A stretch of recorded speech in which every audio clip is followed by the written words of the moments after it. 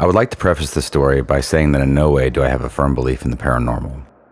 My personal experience herein is, if nothing else, abnormal. All logical attempts on my part to realistically explain this account have been a frustrating and fruitless endeavor. My intentions are to simply state the facts of what happened as I know them to be, as unbiased and honestly as possible. It's admittedly a little difficult to begin this one because it's still hard for me to process that it even happened. The details of this account are so atypical and random that it was arduous for me to even begin to do the work required to accurately research into any folklore that might have shared similarities with mine. I couldn't find anything like it, which won't be too difficult to understand why once we've fully gone over the evidence. I will say that even though this story is particularly strange compared to my others, I am certain of more of the details in this one. That being said, I'm still stumped as to what really happened. This story didn't begin in a dark abandoned house in the woods or a moonlit graveyard or anything close to the cliched locations you would generally hear used as a setting for one of these encounters. To the contrary, this event took place in what I would consider one of the least spooky places on Earth, in the hallway of the small ranch house I grew up in. It was arguably around the least spooky time of day and year, which was 4 p.m. on a bright summer day. I was 15 years old at the time, and I had just finished getting my things together to head out later that day with a friend. Upon stepping out of the room and rounding the corner into the narrow hallway, I happened to look down to notice the large vintage punch bowl my mother kept on display in a glass curio cabinet. At a glance, I noticed it was full of what looked to be some kind of frothy liquid. It didn't strike me as odd at first. My mother was a certified clean freak, and she had always been meticulous about the appearance of her home, so it wasn't uncommon at all to see random things around the house that were in the process of being cleaned. The sight of it didn't raise any eyebrows whatsoever until I noticed how full it was. It was comically full and perfectly flush with the brim of the punch bowl. The froth actually crested the top. It was at this point I felt I needed to say something. I found it odd that she would fill it up so much that moving it, even the slightest bit, in any direction, by any means, would have been impossible to accomplish without spilling the liquid inside of it everywhere. I went into the kitchen and laughingly asked my mother, "Mom, why did you fill this thing all the way up? You have to drain this stuff out one cup at a time." She gave me the universally recognized "what are you talking about" look, and I knew right away she had no idea what I was referencing. Before she could say anything, I motioned for her to follow me into the hallway. I then asked her in a much more concerned tone, "You didn't do this?" I pointed her in the direction of the curio cabinet. She leaned in to examine and quickly said, "What is that? Did you do that, Nick?" "Of course not," I replied. We then began going back and forth as if we were each on trial. It was just the two of us in the house at the time. My brother was off to college and my parents had separated years ago. There were no other suspects to cross-examine. My mother wasn't at all the type to play practical jokes. She woke up early and worked long hours.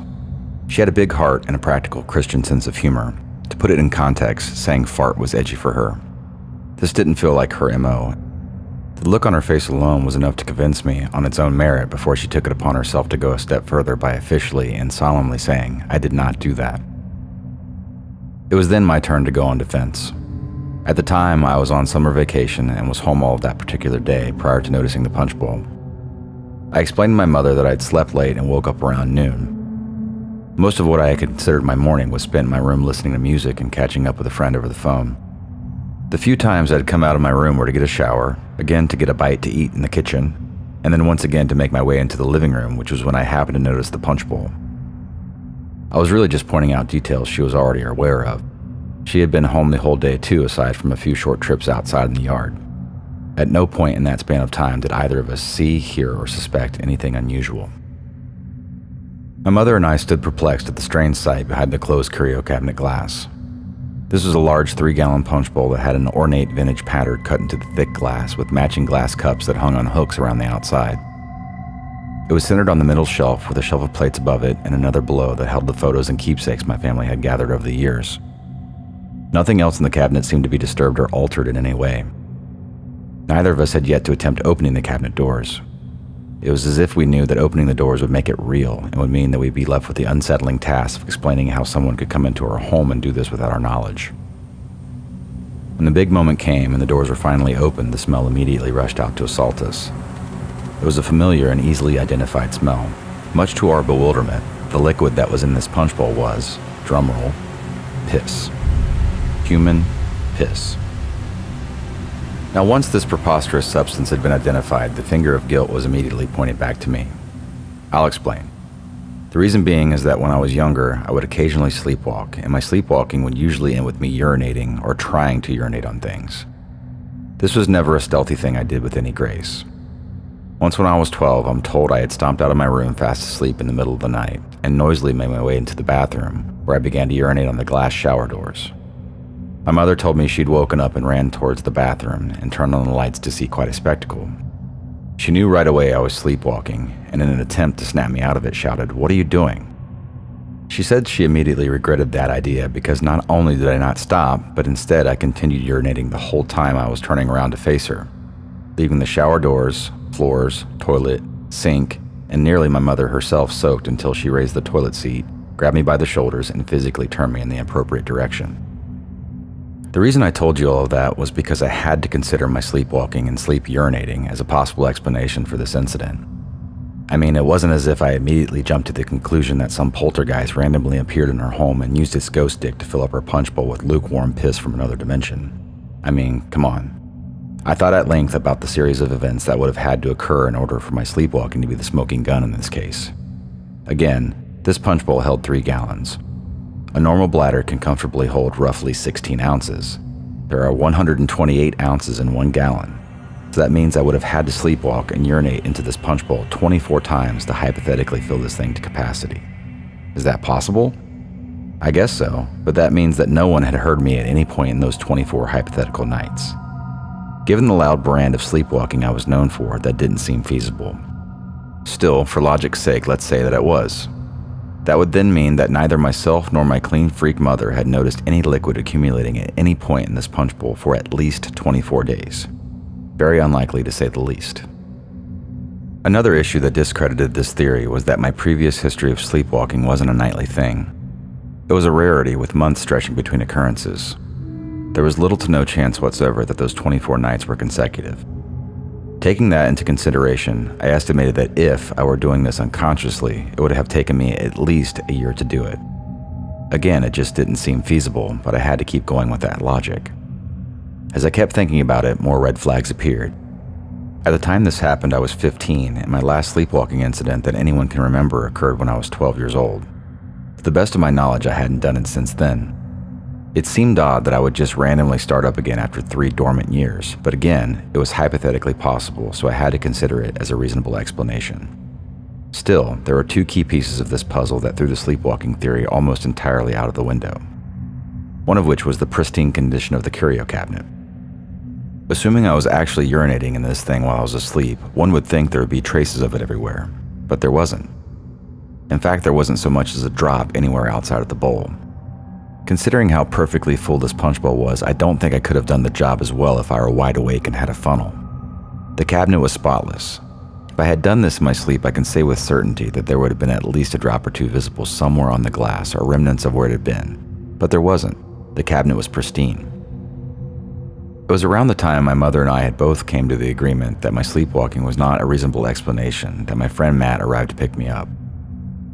Seeing as how we were both convinced that no one living in our home was responsible for this, we began questioning Matt almost immediately once he was inside and we explained the bizarre details. We asked him all the standard questions you'd expect from people who just realized their punch bowl was full of piss. Did you do this? Don't lie. Do you know who did? Seriously, just tell us if you know anything about this whatsoever, and a barrage of similar questions, trying our best to see the slightest indication that he may know something. In the span of our interrogation, his demeanor went from humorous denial to reverently sincere. He swore to both of us he knew nothing and could tell we were very unsettled. He knew just as we did that this meant someone was in our home without our knowledge. With Matt checked off the suspect list, the vulnerable feeling only intensified as we struggled to find other possible explanations. The creepiest part about all of this by far was the froth. I can't speak for women, but I know for a fact that any guy who has ever taken a piss before has certainly seen the type of froth I'm talking about. This was obviously in a much larger quantity, but the characteristics were similar to what you'd expect to see in the morning after a night of drinking.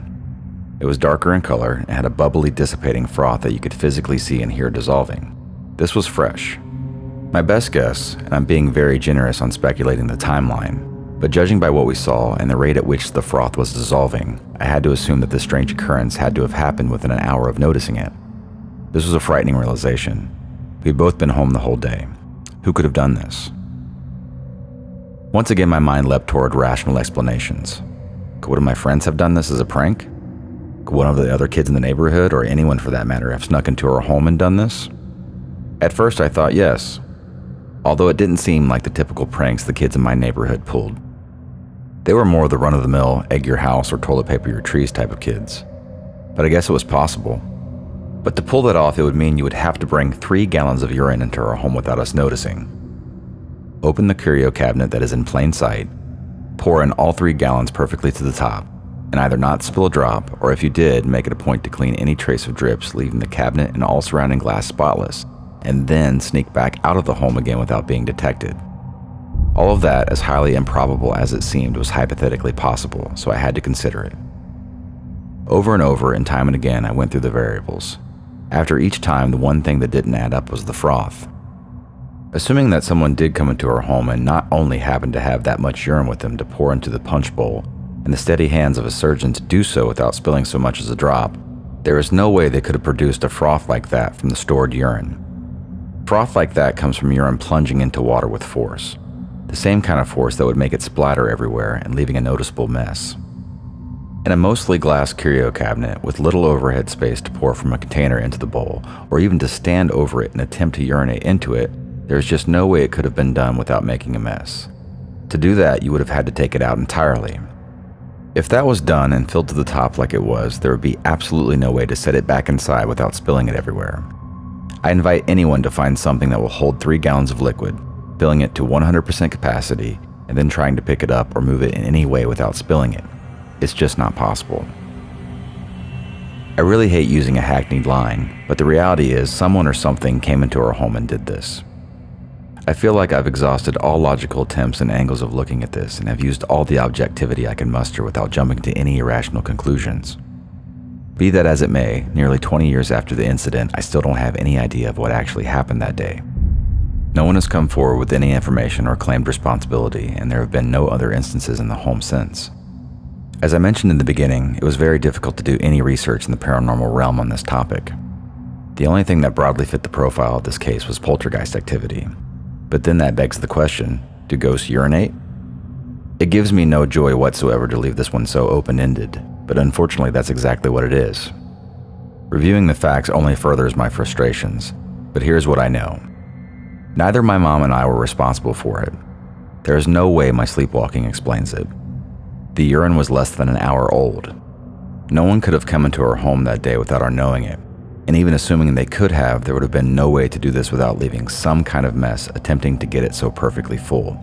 And one more time, even if I was wrong on any of the aforementioned facts, there is no possible way to get the kind of froth that was on the top of this urine without physically urinating into it, which was again impossible to do without making an absolute mess that would have needed cleaned while avoiding being seen by either my mother or I.